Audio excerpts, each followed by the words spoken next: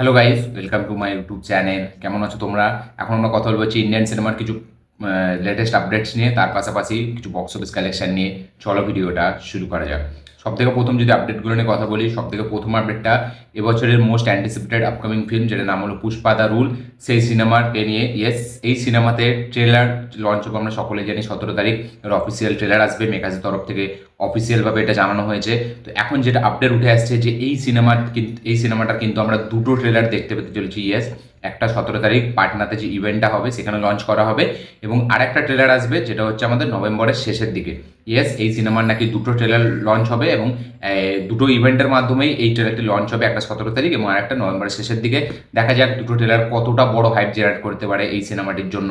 এটা দেখবার মতো বিষয় হবে। 17 তারিখ প্রথম ট্রেলারটা আসলেই এই সিনেমার হাইপটা বোঝা যাবে যে কতটা পরিমাণে লোক আগ্রহ আছে এই ফিল্মটা দেখার জন্য। দেখা যাক সেটা কি হয়। তো পুষ্পা দা রুল টোটাল দুটো ট্রেলার আসবে। পরে যেটা আপডেট সেটা হচ্ছে আমাদের প্রভাসকে নিয়ে। প্রভাসের upcoming cinema horror comedy cinema, যেটার নাম হলো রাজা সাব, যেটা ডিরেক্ট করেছে মারুতি। তো শোনা যাচ্ছে এই সিনেমার নাকি বাজেট হতে চলেছে 400 কোটি প্লাস। এই আপডেটটা আমি আগেও দিয়েছিলাম যে 400 কোটি টাকার উপরে এই সিনেমার বাজেট হতে চলেছে, 450 কোটি টাকার কাছাকাছি। এবং এই সিনেমার জন্য প্রভাস সে নিজে রেমুনারেশন নিয়েছে হচ্ছে 150 কোটি টাকা। প্রভাস নিজে 150 কোটি টাকা ফিস চার্জ করেছে এই সিনেমাটির জন্য। সে 150 কোটি টাকা নিয়েছে, এবং সিনেমার টোটাল বাজেট 450 কোটি টাকা। একটা হরর কমেডি ফিল্মের বাজেট 450 কোটি টাকা হতে পারে, এটা জাস্ট ভাবুন। এর আগে ইন্ডিয়ান সিনেমাতে এটা কিন্তু কখনো হয়নি। 400 কোটি টাকা তো দূরের কথা, 300 কি 250 কোটি টাকা পর্যন্ত বাজেট এখনো পর্যন্ত যায়নি কোনো হরর কমেডি সিনেমার জন্য। সেখানে কিনা 450 কোটি টাকা এর বাজেট, তার মধ্যে 150 কোটি শুধু প্রভাস নিজে নিয়েছে। দেখা যাক এই সিনেমাটা রিকভার করতে পারে নাকি। আজকের পরের যেটা আপডেট সেটা হচ্ছে SSMB29কে নিয়ে, মহেশবাবু এবং রাজমৌলির আপকামিং ফিল্ম SSMB29। শোনা যাচ্ছে এই সিনেমার নাকি বাজেট 1000 কোটি টাকার বেশি হতে চলেছে। এমনিতেই শোনা যাচ্ছিল যে ইনিশিয়াল এই সিনেমার বাজেট হতে চলেছে 800 থেকে 900 কোটি টাকার মধ্যে। এখন শোনা যাচ্ছে 1000 কোটিও ছাড়িয়ে যেতে পারে এই সিনেমার বাজেট। এই সিনেমাটাকে হিট হতে গেলে মিনিমাম 1,500-এর উপরে কালেকশন আনতে হবে। জাস্ট ভাবুন, শুধু হিট ট্যাগ পেতে গেলে এই সিনেমাটি 1,500-এর উপরে কালেকশন আনতে হবে, এবং সুপার হিট পেতে গেলে মিনিমাম 2,000 কোটি টাকা। দেখা যাক সেটা হয় নাকি। এই সিনেমার কাজ খুব চলছে, এবং এই সিনেমাতে কিন্তু শুধু ইন্ডিয়ান না, ইন্টারন্যাশনালের টেকনিশিয়ান যারা আছে ইন্টারন্যাশনাল, তারাও এই সিনেমার সাথে অ্যাসোসিয়েটেড থাকবে। দেখা যাক সিনেমার অফিসিয়াল বাজেট আমরা কতদিন পর জানতে পারি। আজকে পরের যেটা আপডেট সেটা হচ্ছে মালায়ালামের সিনেমা একটি এসেছিল এবছরই সেকেন্ড হাফের দিকে। সিনেমাটির নাম ছিল কিসকিন্দা কান্দাম। ঠিক আছে, এই সিনেমাটি থিয়েটারে রিলিজ হওয়ার পর থিয়েটারে খুবই ভালোভাবে ক্রিটিক্যালি অ্যাক্লেমড হয়েছিল ফিল্মটা। তারপরে এই সিনেমাটি এবার ওটিটিতে আসছে। এই সিনেমাটি রিলিজ হতে যাচ্ছে 19শে নভেম্বর। 19শে নভেম্বর এই সিনেমাটির ডিজিটাল রিলিজ হবে, যেটা কিনা ডিসনি প্লাস হটস্টারে আমরা দেখতে পেতে চলেছি। এই সিনেমাটিকে কিসকান্দাম কিস কিন্দা কান্দাম সিনেমাটির নাম। এমন নাম মালায়ালাম সিনেমার হয়, মানে ধারণার বাইরে। তো এই সিনেমাটি 19 তারিখে আমরা ওটিটি রিলিজ দেখতে পেতে চলেছি। আজকের পরের যেটা আপডেট সেটা হচ্ছে সিং ইজ কিং, যেটা অক্ষয় কুমারের একটি খুবই ফেমাস ফিল্ম। ঠিক আছে, এই সিনেমাটা খুব সুপারহিট ফিল্ম। তার দুটো পার্ট বলা যায় কাইন্ড অফ এসেছিল, একটা সিং ইজ কিং আর একটা সিং ইজ ব্লিং। ব্লিংটা শুধু নামটা আলাদা ছিল, ঠিক আছে, মানে কোনো প্রথম পার্টটার সাথে কোনো কন্টিনিউয়েশন ছিল না, বা প্রথম পার্টটার সাথে কোনো সিমিলারিটি ছিল না। সিং ইজ কিং এর 15 বছর পর এর সিকুয়াল আসতে চলেছে। এর সিকুয়ালের প্ল্যানিং করছে মেকার্সরা। যেরকম শোনা যাচ্ছে স্টার কাস্ট হিসাবে, অ্যাক্টার হিসাবে আমরা মেবি রণবীর সিং বা দিলজিৎ দোসান, এদের দুজনের মধ্যে কাউকে একজনকে দেখতে পেতে চলেছি। সিং ইজ কিং এর সিকুয়াল আসছে, যাতে লিড চরিত্রে রণবীর সিং বা আমাদের দিলজিৎ দোসানকে দেখতে পেতে চলেছি। দেখা যাক এই সিনেমাটির অফিসিয়াল অ্যানাউন্সমেন্ট কবে আসে, এই সিনেমাতে অফিসিয়ালভাবে কে হিরো থাকে।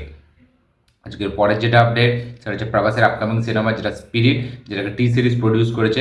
তো এই সিনেমাটির কাজ শোনা যাচ্ছে 6 মাসের মধ্যে কমপ্লিট করতে চায়। এখানে টি সিরিজের যে মানে সিও ভূষণ কুমার, সে একটা ইন্টারভিউয়ে জানিয়েছে যে এই সিনেমাটি 6 মাসের মধ্যে তারা কমপ্লিট করে ফেলবে, এবং এর জন্য অলরেডি লুক টেস্টও করা হয়ে গেছে এবং লুক ফাইনালাইজডও করে ফেলেছে সন্দীপ রেড্ডি ভাঙ্গা। এবং এই ডিসেম্বর থেকে শুটিং চালু হবে, এবং বিগত মানে এর পরে যে 6 মাস হবে, ঠিক আছে, সেই 6 মাসের মধ্যে এই সিনেমার পুরোপুরি শুটিং কমপ্লিট করে ফেলবে। এটা একটা কপ ইউনিভার্স বানানোর প্ল্যান করছে সন্দীপ রেড্ডি ভাঙ্গা। সেটা তো পরবর্তীকালে আমরা জানতে পারবো। এখন এরকম আপডেট উঠে আসতে থাকে, রিউমার উঠে আসতে থাকে সিনেমা রিলিজের আগে। তো 6 মাসের মধ্যে এই সিনেমার কাজ পুরোপুরি কমপ্লিট হয়ে যাবে। দেখা যাক সিনেমাটি কোন বছরে রিলিজ। এবং এই সিনেমা থেকে আরেকটা আপডেট আছে, এই সিনেমার কিন্তু স্ক্রিপ্টের কাজ এখনও লেখালেখি চলছে, সন্দীপ রেড্ডি ভাঙ্গা সেটা করছে। তার পাশাপাশি মিউজিকের কাজও চালু করে দিয়েছে মিউজিক ডিরেক্টরের সাথে। ডিসেম্বর থেকে এই সিনেমার শুটিং চালু হবে, এবং ডিসেম্বরে এই সিনেমার মুহূর্ত শ্যুট চালু হবে, মানে মুহূর্ত হবে, যেটা শুটিংয়ের আগে যেটা হয়, তো সেটা হবে, এবং ডিসেম্বর থেকে শুটিং চালু হবে। দেখা যাক, যেরকম বললাম 6 মাসের মধ্যে এই সিনেমার কাজ শেষ হয়ে যাবে। দেখা যাক এই সিনেমার টিজার ট্রেলারের জন্য আমাদের কতদিন ওয়েট করতে হয়।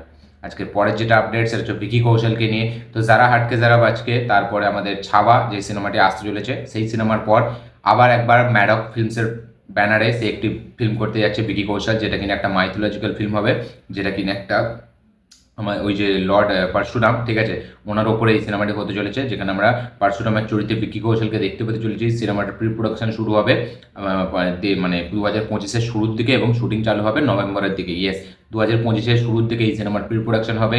নভেম্বর ডিসেম্বর থেকে এই সিনেমার মেবি শুটিং চালু হবে, মানে 2025-এর নভেম্বর ডিসেম্বর থেকে এই সিনেমাতে অ্যাক্টর হিসেবে আমরা ভিকি কৌশলকে দেখতে পেতে চলেছি, যে লর্ড পরশুরামের চরিত্রে থাকবে। এই সিনেমাটি প্রডিউস করবে ম্যাডক ফিল্মস, মানে দীনেশ বিজনের প্রোডাকশন হাউস। দেখা যাক সিনেমার টাইটেল কি হয়। এই সিনেমাটা একটা মাইথোলজিক্যাল ফিল্ম হতে চলেছে। দেখা যাক এই সিনেমার অফিসিয়াল অ্যানাউন্সমেন্ট আমরা কবে দেখতে পাই। আজকের পরের যেটা আপডেট সেটা হচ্ছে আলিয়া ভাটকে নিয়ে। তো আমি কালকের আগের দিন একটা আপডেট দিয়েছিলাম যে নাগো অশ্বিনের নেক্সট ফিল্মে, যেটা ফিমেল সেন্ট্রিক ফিল্ম হবে, সেই ফিল্মটাতে লিড চরিত্রে থাকবে আলিয়া ভাট। কিন্তু এটা এখন শোনা যাচ্ছে পুরোপুরি রিউমার উঠে এসেছিল, এটা কোনো সত্যি না। শোনা যাচ্ছিল যে নাগো অশ্বিন সে কালকির সিনেমার পর, যেটা বেরিয়ে গেছে, তারপরে সে দুটো ছোট প্রজেক্ট করবে, যেখানে কিনা একটা ফিমেল সেন্ট্রিক ফিল্ম থাকবে। সেই ফিমেল সেন্ট্রিক ফিল্মটারই কথা শোনা গেছিল আলিয়া ভাট হবে, কিন্তু এটা এখন পুরোপুরি রিউমার উঠে এসেছিল।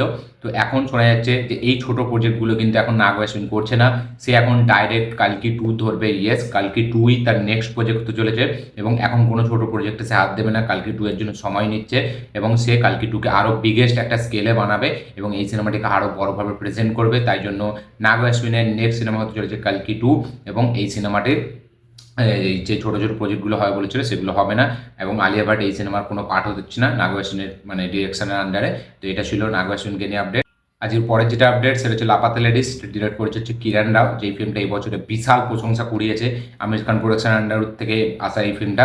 তো এই ফিল্মটা অস্কারে যাওয়ার কথা উঠেছিল, তো এখন কিন্তু এই সিনেমাটি অফিসিয়ালি এন্ট্রি নিয়েছে। ইয়েস, ইন্ডিয়া থেকে এই ফিল্মটা অফিসিয়ালি এন্ট্রি নিয়েছে বেস্ট ইন্টারন্যাশনাল ফিচার ফিল্ম হিসাবে, এটা অস্কারে এন্ট্রি নিয়ে নিয়েছে। যে সিনেমাটিতে এখন নাম দেওয়া হয়েছে lost ladies. Yes, lost ladies নামে এই সিনেমাটি 97 একাডেমি অ্যাওয়ার্ডে মানে অস্কার অ্যাওয়ার্ডে অফিসিয়ালভাবে এন্ট্রি নিয়েছে।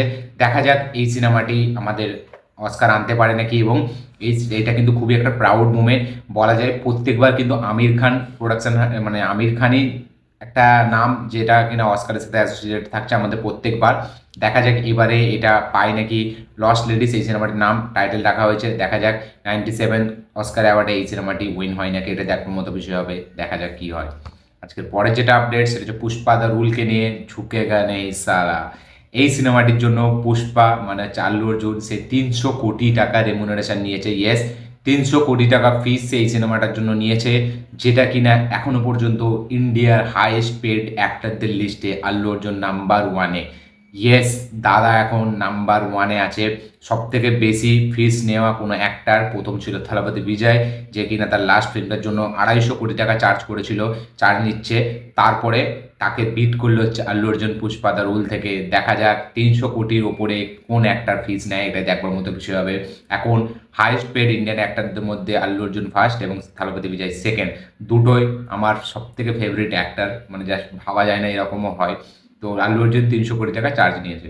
আজকের পরের যেটা আপডেট সেটা হচ্ছে রোহিত শেট্টি কনফার্ম করেছে যে সিঙ্ঘাম এখানে আমাদের সকলেই জানি যে লেডি সিঙ্ঘাম ছিল দীপিকা পাডুকোনের ক্যারেক্টারটা, তাকে নিয়ে একটা স্পিন অফ মুভি সে বানাবে। ইয়েস, সিঙ্ঘাম এখানের পর সে গোলমাল 5 বানাচ্ছে, গোলমাল 5-এর পরে সে এই সিনেমাটার কাজ বানাবে, মেবি এরকমই হবে। কিন্তু সেটা কনফার্ম করেছে যে স্ট্যান্ডার্ডন একটা ফিল্ম হবে লেডি সিঙ্ঘামের ওপর, যাতে ফিমেল লিড হিসাবে আমরা দীপিকা পাডুকোনকে দেখতে পেতে চলেছি। দেখা যাক এই সিনেমার জন্য কত বছর ওয়েট করতে হয়। তারপর আমি বলবো না বানানোই ভালো, আমার ওই ক্যারেক্টারটাকে একদম পছন্দ হয়নি সত্যি বলছি। মানে সালমান খানের ক্যামিও আর আমাদের দীপিকা পাডুকোনের ক্যামিও সব থেকে নেগেটিভ লেগেছে আমার সিঙ্ঘামে এখানে, কি বলবো। আজকের পরের যেটা আপডেট সেটা হচ্ছে আমাদের হলিউড থেকে কনজিউরিং 4-কে নিয়ে। Yes, conjuring the last rights এই ফিল্মটা শুটিং চালু হয়ে গেছে ইউকেতে। ইয়েস, ইউকেতে এই ফিল্মটা শুটিং চালু হয়ে গেছে। এই ফিল্মটা রিলিজ হবে 2025 সেপ্টেম্বরে। ইয়েস, সেপ্টেম্বরের 5 তারিখ 2025 এই সিনেমাটি রিলিজ হবে, the conjuring the last rights এই ফিল্মটার নাম। দেখা যাক এই ফিল্মটা কনজিউরিংয়ের মতো অতটা বড় সফল হয় নাকি এবং অতটা ক্রিটিক্যালি অ্যাক্লেমড হয় নাকি, এটা দেখবার মতো বিষয় হবে। ট্রেলার টিজারের জন্য আমাদের ওয়েট করতে হবে। আজকের পরের যেটা আপডেট সেটা হচ্ছে রজনীকান্তের আপকামিং মোস্ট অ্যান্টিসিপেটেড সিনেমা, যেটা নাম হলো কুলি ডিরেক্টেড বাই রজনীকান্ত না, ডিরেক্টেড বাই লোকেশ কানাগরাজ। শোনা যাচ্ছে মেকার্সরা এই সিনেমাটির জন্য 1 তারিখে রিলিজ ডেট ফাইনাল করছে। ইয়েস, মে মাসের 1 তারিখে হয়তো আমরা কুলি সিনেমাটি দেখতে পেতে চলেছি এবং এই সেম ডেটে রিলিজ হতে যাচ্ছে যেটা হচ্ছে অজিত কুমারের গুড ব্যাড আগলি। ইয়েস, এরকমই এখনো পর্যন্ত কথাবার্তা রয়েছে যে 1 তারিখ মে মাসের গুড ব্যাড আগলি অজিত কুমার স্টারার ফিল্ম সেটা রিলিজ হতে চলেছে। তার পাশাপাশি এখানে পুলিশ মেকার্সরাও তারাও পরিকল্পনা করছে এরকম যে 1 তারিখ মে মাসের এই সিনেমাটি রিলিজ দেওয়ার। দেখা যাক রজনীকান্ত ভার্সেস অজিত কুমার হয় নাকি। দুজনেই তামিল অ্যাক্টর, দুজনেরই মারাত্মক লেভেলে ফ্যান ফলোয়িং এবং রজনীকান্ত মানে ওখানে লেজেন্ড একটা। দেখা যাক অজিত কুমার সেটা করে নাকি, তার থেকে সিনিয়র, এটা কোনোভাবে মিউচুয়ালি কোনো রেসপেক্টের জন্য এটা সরে যায় নাকি এটা হয়, এটা দেখবার মতো বিষয় হবে। আমার যদিও মনে হয় না এটা হবে বলে, মানে এটা পুরোপুরি মানে একটা পুরো সাইড চেঞ্জ হয়ে যাবে, মানে এটা কোনোদিনও হবে না। আজকের পরের যেটা আপডেট সেটা হচ্ছে শিবরাজকুমারকে নিয়ে। কানাডা একটা শিবরাজকুমার সে নিজের মুখে কনফার্ম করেছে যে থালাপতি 69-এ সে থাকছে। ইয়েস, থালাপতি 69-এ তাকে আমরা খুবই একটা ইম্পর্টেন্ট রোল প্লে করতে দেখতে পেতে চলেছি, একটা ক্যামিও রোলে। এটা শিবরাজকুমার নিজেই মানে কনফার্ম করেছে একটা ইন্টারভিউতে। থালাপতি বিজয় লাস্ট ফিল্ম থালাপতি 69-এ দেখতে পেতে চলেছি শিবরাজকুমারকে। নেক্সট যেটা আপডেট সেটা হচ্ছে আমাদের আমাদের লাপাতা লেডিসের ডিরেক্টর মানে কিরণ রাও, আমির খানের ওয়াইফ, তার নেক্সট ফিল্ম নিয়ে। ইয়েস, কিরণ রাওয়ের নেক্সট সুপার ন্যাচারাল থ্রিলার একটি ফিল্ম আসতে চলেছে। ইয়েস, লাপাতা লেডিসের পর তার নেক্সট ফিল্ম যেটা হবে সেটা একটা সুপার ন্যাচারাল থ্রিলার ফিল্ম হবে, যেটাকে সেই ডিরেক্ট করবে এবং এই ফিল্মটাকে প্রডিউস করবে হচ্ছে আমির খান প্রোডাকশন হোক। তার পাশাপাশি কিন্ডলিং পিকচার্স তারা এই ফিল্মটাকে প্রডিউস করবে। এই ফিল্মটা 4-5টা স্ক্রিপ্ট অলরেডি মানে ডেভেলপমেন্টে রেখেছে, ঠিক আছে, মানে এইটা ছাড়া মানে এই যে সুপার ন্যাচারাল থ্রিলার ফিল্ম এই ফিল্মটা ছাড়াও ফিল্ম মেকার মানে যে আমাদের কিরণ রাও সে 4-5টা স্ক্রিপ্ট আরও আলাদা করে রেখেছে মানে অন্য ফিল্মের জন্য, কিন্তু তার মধ্যে সুপার ন্যাচারাল ফিল্মটা তার নেক্সট ফিল্ম হতে চলেছে। দেখা যাক এই ফিল্মটা কতটা বড় হিট হয়, কবে অফিসিয়াল অ্যানাউন্সমেন্ট আসে।